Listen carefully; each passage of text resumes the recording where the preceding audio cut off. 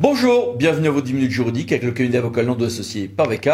Dans quelques minutes, notre grand dossier sera du nouveau sur le renouvelable. Mais tout de suite, les brèves avec la CEDH qui ne contrôle pas vraiment l'impartialité, en tout cas pas l'impartialité dite objective des formations disciplinaires dans la fonction publique, française en l'espèce, et les chiffres clés de la fonction publique qui ont été diffusés cette semaine.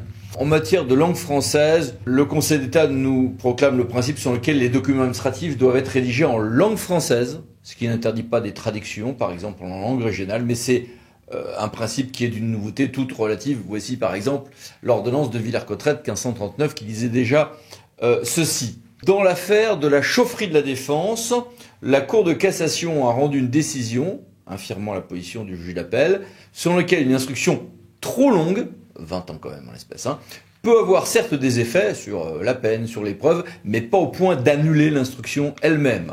Le taser d'un policier municipal pourra être directement couplé avec sa caméra individuelle avec une conservation des données qui est descendue de 6 mois à 1 mois. Ça a déjà été fait par la loi, maintenant c'est par le décret. Et d'ailleurs, donc ces caméras s'appellent donc désormais individuelles, non plus mobiles ou piétons. Téléphone, est-ce que déverrouiller évite de dérouiller sous les verrous? Eh bien, la réponse est oui, le refus de communiquer le code de verrouillage d'un téléphone portable peut être un délit dans certains cas. En matière d'environnement, alors, il y a une concertation pour le cas où on reviendra à la consigne pour éviter dans ce cas-là une implantation anarchique des machines. Sur l'eau, en Guadeloupe, signature d'une feuille de route détaillant le plan d'action prioritaire. Décision amusante du Conseil d'État qui nous dit qu'il faut faire une participation du public, convention d'Aarhus, tout ça, dans les domaines environnementaux, même quand en réalité on n'a aucune marge de manœuvre pour la transposition du droit européen. Bon. Et puis pour l'ours brun, nouvelle censure par le Conseil d'État, mais partielle, sur les tirs d'effarouchement. Et puis certains travaux de restauration des fonctionnalités naturelles des milieux aquatiques, qui ne passaient que, désormais plus que par des déclarations, dans certains cas devront passer par des autorisations. Et puis, une décision sur la rétroactivité des titres miniers. Enfin, en matière d'une ferme où il y avait des moutons, on nous dit que la légalité d'une ferme solaire est assurée tant que ça ne fait pas de l'ombre à l'exploitation agricole elle-même. En matière de contrat, le juge nous donne une recette du marché public fourrure repris de justice qu'on ne peut pas toujours exclure de la commande publique. Et puis, autre décision en matière de contrat pour les fouilles archéologiques, cette fois. La loi 3DS avait changé le régime de don d'un certain nombre de biens, notamment informatiques ou équivalents, aux associations à titre gratuit, avec des plafonds de 300 €. Eh bien, un nouveau décret est sorti en application de ceci pour fixer les prix maxima de revente ensuite par ces associations de ce qu'ils ont reçu à titre gratuit ainsi. On va avoir un rapport, toujours le 3DS, des entreprises publiques locales vers les collectivités qui vont être faits par les mandataires qui vont siéger dans ces EPL, donc SEM, CEMOP, Sociétés publiques locales. Eh bien, c'est des rapports assez copieux qui nous sont prévus à compter de l'année prochaine par le décret du 4 novembre 2022. Toute une série de jurisprudences ont été rendues dans le régime du Code de la construction de l'habitation qui permet et parfois oblige de passer vers un régime d'autorisation pour le passage de certaines habitations vers des régimes de meublés de tourisme, notamment les Airbnb. Donc toute une série de décisions intéressantes ont été rendues, TA de Pau, TA de Melun, TA de Nice, TA de Poitiers, tout ça entre fin septembre et octobre de cette année. Et puis des mini-brèves, que voici et que voilà. Mais passons maintenant à notre grand dossier du nouveau sur le renouvelable. En effet, entre un accord Sénat-Gouvernement sur le projet de loi ENR, un règlement d'urgence de l'Union européenne et un projet de refonte de directive, l'actualité est riche sur les questions de renouvelable. Donc, commençons par le versant français. On a eu déposé au Sénat, après passage en Conseil des ministres, un projet de loi ambitieux sur l'accélération de la production d'énergie renouvelable, ENR. Je vais passer énormément de choses en revue en très peu de minutes. Donc j'ai mis beaucoup de texte à l'écran, n'hésitez pas à mettre sur pause à chaque fois. Il y a dans ce texte, dans sa version initiale, 4 piliers d'accélération des procédures, libération du foncier, accélérer le déploiement de l'éolien en mer, accélérer le financement de l'attractivité des projets d'énergie renouvelable, avec des déploiements d'ombrières photovoltaïques, faciliter les projets sur les bords de routes et d'autoroutes, faire bénéficier les riverains d'un certain nombre de bénéfices sur les énergies renouvelables, faciliter l'installation de photovoltaïques sur des terrains dégradés, simplifier des procédures administratives, notamment d'urbanisme, accélérer le raccordement électrique au réseau, etc. Avec aussi un volet sur des contrats long terme d'énergie renouvelable pour les entreprises et les collectivités territoriales. Alors, si on va dans le détail, il y avait un gros volet d'abord, ici vous voyez des éléments plus précis, de dérogation provisoire pour les ENR et autres projets de transition énergétique. Il y avait un volet espèces protégées, favorisant que l'implantation des ENR, même lorsqu'il y a de possibles risques de destruction d'espèces protégées ou d'amoindrissement de leur qualité de leur habitat. Il y a toute une série d'autres mesures qui étaient prévues sur l'office du juge en plein contentieux des autorisations environnementales, donc le raccordement au réseau de transport d'électricité, on en parlait, le solaire thermique photovoltaïque, l'éolien en mer, les contrats d'électricité, l'incitation financière. Je vous ai mis plein de détails, n'hésitez pas à mettre sur pause, mais on est toujours sur le projet de loi initial. Puis ça passe au Sénat, et là, un accord est trouvé sur un grand nombre de sujets entre le Sénat et le gouvernement, ce qui, dans la configuration politique actuelle, nous indique à peu près déjà le texte qui sortira probablement en commission mixte paritaire. Donc la future loi est déjà largement esquissée. Ce que je vais vous présenter à partir de maintenant correspond très probablement au très essentiel du futur texte, sous réserve évidemment de ce qui va continuer d'évoluer.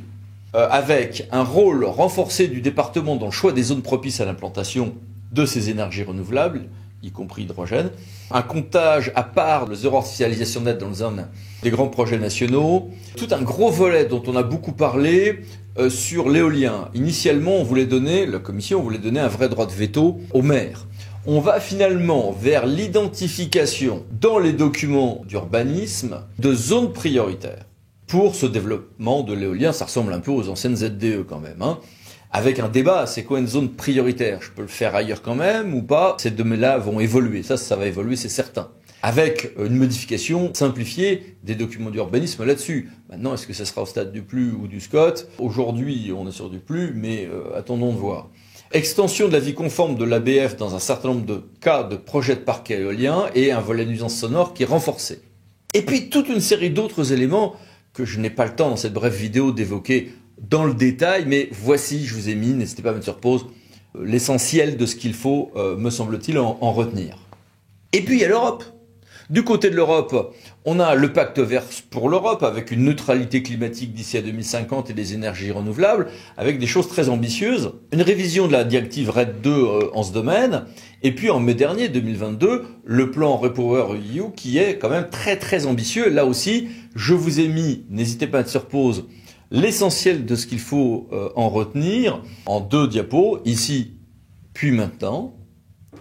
Et puis voilà. Voilà que ce 9 novembre, la Commission européenne a proposé un nouveau règlement temporaire d'urgence pour accélérer le déploiement des énergies renouvelables, sous la forme d'un règlement qui serait donc du Conseil, et pour une durée d'application d'1 an. Donc vraiment quelque chose de puissant et d'encadré dans le temps. Avec un volet d'intérêt public supérieur, c'est-à-dire que les installations d'énergie renouvelable seraient présumées relever d'un intérêt supérieur, d'où une évaluation simplifiée et un assouplissement même quand il y a des oiseaux et des habitats naturels. Donc on retrouve des choses qui sont très clairement dans le projet de loi français, hein. Pour l'énergie solaire, des procédures d'octroi de permis plus rapides, et on parle même d'un délai maximum d'1 mois sur l'ensemble de l'Europe, là pour 1 an. Bon, un volet rééquipement des installations de production d'énergie renouvelable, ce qu'on appelle le repowering. Voici quelques détails. Et puis un volet pompe à chaleur. Ça fait beaucoup de choses. Revenons en France, où le projet de loi ENR a été adopté en première lecture par le Sénat avec un accord sur un grand nombre de points avec le gouvernement. Et pour parler de ça, qui mieux que le président Longeau, sénateur du Doubs, qui préside la commission de l'aménagement du territoire et du développement durable et qui, sur ce point, a été un acteur important du dossier. Monsieur le Président, merci d'être avec nous. Bonjour, Maître Landau. Première question, est-ce que vous pouvez nous expliquer la position retenue par le Sénat, en lieu et place du veto des maires, et est-ce que c'est une planification territoriale de nature à favoriser le développement des énergies renouvelables? Le texte prévoyait au départ le veto des maires. Ce veto a été remplacé par un dispositif qui m'est apparu beaucoup plus important et qui évitait de mettre les maires dans des situations compliquées. C'est un dispositif de zonage politique positif, dans lequel les SCOT désigneront des zones d'implantation prioritaire pour les projets, que ce soit d'ailleurs des projets éoliens ou que ce soit des projets d'énergie renouvelable, sur proposition ou avec l'autorisation des maires des communes d'implantation. Cette position, qui est une position d'équilibre, permet d'un côté d'associer les élus, qui connaissent mieux quiconque leur territoire, et sont plus à même donc de connaître les zones d'implantation qui susciteront le moins de défiance de la part des populations.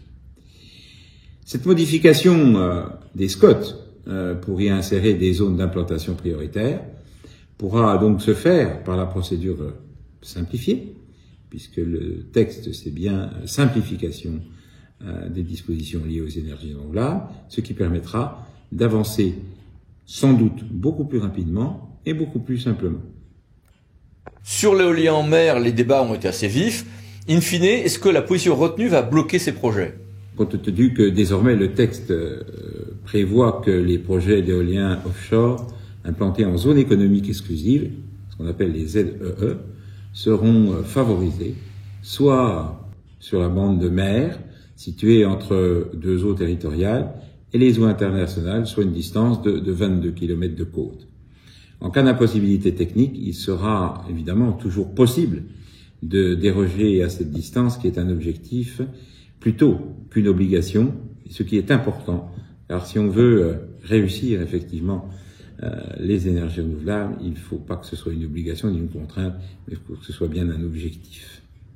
Et est-ce que vous pourriez exposer votre point de vue sur les autres volets du texte arrêtés par le Sénat? Eh bien, ce projet de loi permet de très nombreuses avancées dans le secteur notamment du photovoltaïque. Effectivement, l'article 11 prévoit l'obligation d'équiper les parkings extérieurs de plus de 80 places en ombrières photovoltaïques et autres procédés ENR. Ont été exonérés de cette obligation par des amendements de séance les parkings poids lourds et les aires de stationnement extérieur des zones remarquables, naturelles, agricoles et forestières, ce qui relève du bon sens. Concernant l'autre volet, le partage de la valeur des ENR, prévu à l'article 18, le fléchage des compensations financières, rabais sur la facture d'électricité, vers les collectivités accueillant les installations et non directement vers les riverains, comme l'envisageait initialement le gouvernement. Ce PJL reconnaît les compétences du Conseil d'État en premier et dernier ressort sur les litiges relatifs aux installations de biogaz. C'était une demande de la filière et cela va permettre de réduire considérablement les délais d'implantation des méthaniseurs. Ce PJL prévoit de privilégier également l'installation de panneaux photovoltaïques sur le bâti, en rendant la mise en place de panneaux photovoltaïques obligatoire sur au moins 50% de la toiture des nouvelles constructions non résidentielles au lieu de 30% initialement. Il permet également d'ouvrir aux travaux d'installation de panneaux solaires l'éco-prêt à taux zéro, l'éco-PTZ, mis à la disposition des particuliers qui se lancent dans des travaux de rénovation énergétique et qui permet d'obtenir un prêt allant de 7 000 à 30 000 euros et d'exonérer d'impôt sur le revenu les bénéfices réalisés par les particuliers dans le cadre des opérations d'autofinancement. Ce PJL, enfin, renforce l'encadrement des nuisances sonores liées aux éoliennes terrestres lorsqu'elles sont situées à moins de 1500 mètres des habitations. Ce PJL, qui a été voté par quasi-unanimité du Sénat, permettra effectivement de développer dans de bonnes conditions, en prenant en compte les problématiques liées au voisinage, en reconnaissant les territoires et les élus, et permettra effectivement dans un contexte aujourd'hui énergétique difficile, eh bien, de développer ces énergies renouvelables dont on a besoin pour les projets futurs en besoin et en matière d'électricité. Bien, merci beaucoup, Monsieur le Président. Merci à toutes et à tous. Et merci à vous. À bientôt pour une nouvelle vidéo, les 10 minutes juridiques parlant de associés pour VK. pensez à vous abonner. Merci, au revoir.